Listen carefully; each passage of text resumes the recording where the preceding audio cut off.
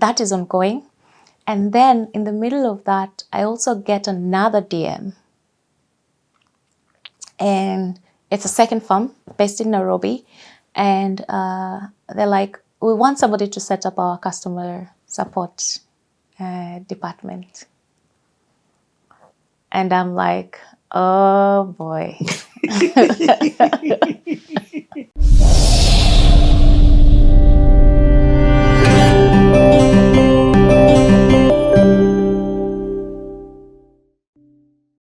I know, for real, I was changing batteries there, so we're just going to continue with this. You know, the height fear of losing a job is always based on finances, or not always. Let me not use the word always, but it's majority of the time based on provision. How am I going to pay my rent, my kids' school fees? How am I going to eat?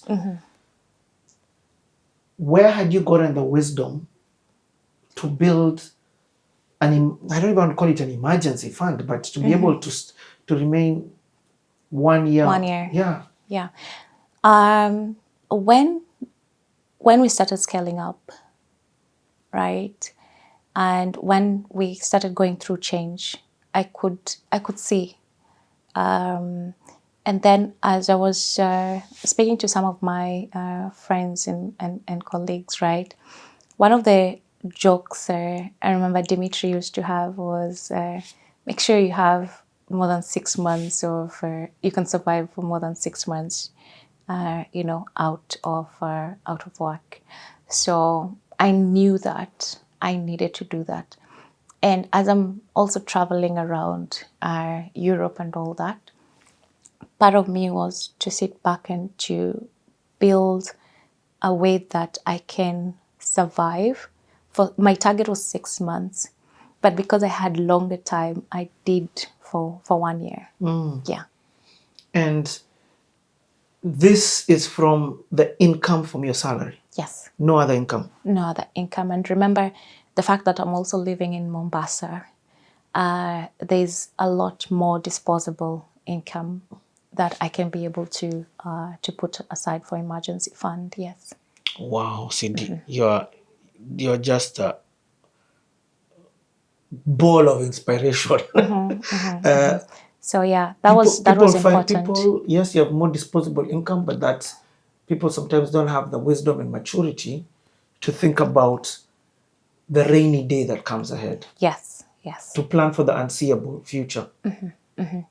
But it was just out of conversation and just speaking, and then the rule was 6 months, but then I think I always compensate and I did way beyond, because part of my fear is I don't want to go back to the 100 shilling situation. Right, I've been there. I do not want to go back there.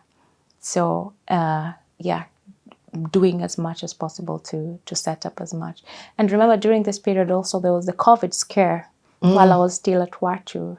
And did you get a financial hit during the COVID scare? Yes, we actually got 50% cut off of our salaries for a quarter, but then it went back up. Okay. Yeah. And just out of curiosity, this 1 year runway will handle rent, school fees? School fees, yes. Food, yeah. Okay. And just a little bit of comfort. A little bit of comfort, Well, you're my new hero. A little bit of comfort as well. Yeah, we start to basics here, like plus some, a little bit of comfort as well, because also this time I'm not alone. I have children as well who are also used to a certain level of comfort that I have to maintain. So yeah. Okay. That also pushed me and motivated me to make sure that we're set up. So I received my letter, and for my team, of course, 30-day notice. Yeah, 30-day notice, but you don't have to report, because by the time you're going through this, you don't have the mental capacity. Like for some people who didn't have any buffer, you can imagine, like the mental state they're in, or they're not in a mental state to actually deliver. They're just following the law. Yeah, they will just follow the law because you have to pay them at the end of the... But in terms of productivity, mentally, they're tormented. Yeah. Wow. So that was there. But the good thing that happened is for my deputy, the next day she got a counter for a different role within the organization. So I was happy about that. Oh, nice. So, within the organization? Yes. So, Okay. yeah. So it was just myself, which I knew I needed the break. But now, so I get also to negotiate my repatriation back to Nairobi. Remember, they had moved me from Nairobi to Mombasa. Had you put this in your contract? Or you hadn't even thought about that? I had not thought about that, but I had to negotiate it now at this point, yes. I need to be, part of my severance pay would be to go back to Nairobi, to be taken back to Nairobi, yes. Okay, which they did? Yes, so we negotiated on the price because I wasn't also mentally to just up my kids from school and leave to Nairobi, but I negotiated a price for going back to Nairobi, yes. Wow, so you've, thank you for sharing that, because a lot of people would just up and leave. No. I remember part of my learning lesson is kids don't just up and live with you. They need time to transition. So I knew I needed to also give my kids time to transition, and also think about there's also an ongoing process on this other end, right? That is very positive at this point, that I don't want to make hasty decisions. I just want to first take my break and enjoy the life in Mombasa. I get it. Yes. While this decision plays out. Yes. I'm not going Rather back to Nairobi, the high-paced yes. Town, and I haven't had my break. Yes. Okay. So, and what duration did you think your break was going to be? 6 months. 6 months? Yes. Yes. Wow. Yes. This is so cool. Yeah. Okay, so do you take your break? Yes, I take my break. First month was tough because the body is used to routine. So I would wake up, I would, shower, morning routine as usual. I would take my kids to school, and then I would drive back, but I'm dressed up, but where am I going? It happened for the first month, yeah. I would just wake up, dress up, but I'm thinking, where am I going? Because I'm used to, yes, you're in a state, you're lost because you're used to this routine. But then I'm like, okay, I should be at work at this point. I'm even tempted to like, I should be checking in and logging in, that you're used to that routine, and it takes time. It takes time to, that's when it dawns on you that you're not employed anymore. Like, you have more hours in a day now that, you're not employed anymore. But in the course of this, now I start, a different routine. I start to structure, what do I want to do? Where do I want to travel? One of my best places to travel is Savo, just blending in. Remember, that did not change with my dad passing. I still carried it on. I would go to the Savo for a while to just be away from, the noise and just chill and re-energize. So yeah, I did that. A few days in the Savo to just be with nature and connect with nature. And then now in the course of now I've done 1 month at home, but now the interviews are still ongoing because they're still arranging interviews based on availability of interviewers. That is ongoing. And then in the middle of that, I also get another DM. and it's a second firm based in Nairobi, and they're like, we want somebody to set up our customer support department.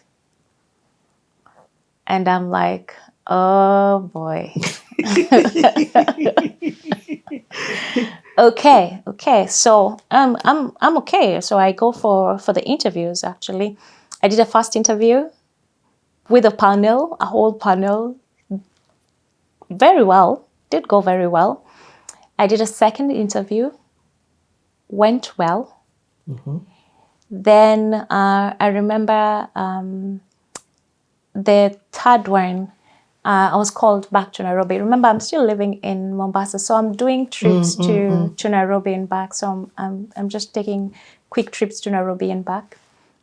And the CEO himself sat me down, and he told me what he wanted, just similar, to what we had. I had this conversation before, and he gave me his offer. You were like, what is this? Yeah. For Gave real? me his offer, yes. You didn't like the offer? And he told me, I want you to come. It was a good offer. Oh, okay. It was a good offer. Wow. Good offer enough for me to go back to Nairobi. Okay. Yes. And it would match up the Nairobi lifestyle. It would match up the Nairobi lifestyle, yes. Very good. More than Nairobi. Okay. Because the company was very serious. It was this company was dealing with wrapping materials, but they were also selling airport equipment, security equipment and stuff. So it was really not your typical company that you would think would pay that much. Yes. Exactly. So why does it sound like you didn't take it? So I have that. Then remember Brian? Yes. Brian left the company he was working for and He did traveled. He did a Brian again and went to work for Qatar Airways in Doha. Right? So he tells me, the company has also this position. They were looking for a position they were looking for somebody within Kenya or Africa or United States. Wow. Right? And so they told me, send your, are you still interested? Send your CV. So I sent my CV and I got called in for an interview. But now we are entering, I did my first interview, did well, and we are entering summer. And in summer, what happens is people in the West take their summer holidays. Yes. So they tell me they will arrange for a second interview after summer. Okay, but this whole time, for this company of Brian. This company of Brian, yes. Hold on, at this time you're going to 3 interview processes. 3 interview processes, Brian, yes. There's the Nairobi firm and there is the Estonian Estonian one. Yes. All 3. 2 of which I did not apply. 1 I did. And 1 has offered you. 1 I have an offer. Yeah. Second one is pending 1 more interview to the offer. But it's already a yes from the first 3 interviews, yes. And then there's now this one that they want to come back from summer. And have the conversation. Yes. So, but so in this whole time, relief, though. It is, because, and I think that was part of the reason I wasn't worried about as well, was for some reason I knew there was something for me, only that I needed the break. I needed my 6 months break. Yes. Okay. Yes. Your break was very high priority for you. It was very high priority for me. Okay. So now we have these 3 players. So there's Nairobi Farm is very clear. They want me to start in August of 2023, right? August would mean I would cut short my 6 months by a month, right? So Not too bad. yeah. And then there's now, the Estonian farm got back quickly. And then I got into the final interview. And now we're at the offer stage. And they come back with the offer. What? Yes. And they What's get with you back and to me these with two the offer. offers at the same time? This quagmire of choice. Yes. So they come back to me with an offer, which I counted, and then they come back again. I love what you've just said, that companies are not going to start by, rarely do they, as much as they want you, they still don't start by throwing everything at you. Because you countered and they came back. Yes. They accepted your counter without changing anything. No. They accepted my counter, and I was like, okay, because also I think the other thing that gave me so much confidence in the counter was I had a fallback. And my fallback. Or was this other offer that you had? Yes. And this other offer that you had gave you the opportunity to be like, take this. If you want me, this is what. You're not desperate. Yeah, and I'm also factoring in that I am moving continents now. Oh. This is not Nairobi, Mombasa. This is Mombasa. This to is the other side shillings, of the world. euros. Yes. So I'm factoring what that means. And yeah. And are you doing research to find out, okay, listen, what does spending power here of this amount look versus spending power there? Yes. And the other thing about this opportunity was there was different countries that I was presented I could settle. Oh, what? Yeah, so I had to do my research over what's the cost of living in this country versus the cost of living in this country. Can I ask which countries were you asked? One of them was Hungary and Estonia. So the role was you choose between Hungary and Estonia. Wow. Where would you like to settle? Okay. Put a pin on this conversation. You talked about an account that you opened up. Yes. Now, that account came in handy. Remember, I signed below the dotted line. Hence my asking. And Molly was just the lady. Her name was Molly. She was telling me all about all the benefits about this account, right? The day I received my redundancy letter, I remembered that conversation vividly. And one thing I remember was the advantages of the type of account I had. And one of the advantages of this account was in the event of losing my job through redundancy, then I would get paid, the bank would pay me equivalent of my salary there was two options for 3 months and for 1 year. I had signed, I think, the one for 3 months. So they would pay me for 3 months. And then in the event that I have any loan facility, they will service my loan for up to 9 months. So I need you to explain this, because there's some people who are hearing this for the first time. Yeah. Some people who don't know there's an account that exists with these benefits, because people just know of their current account and their savings account. Yeah, I think this movement made me also, in terms of my financial awareness, it grew.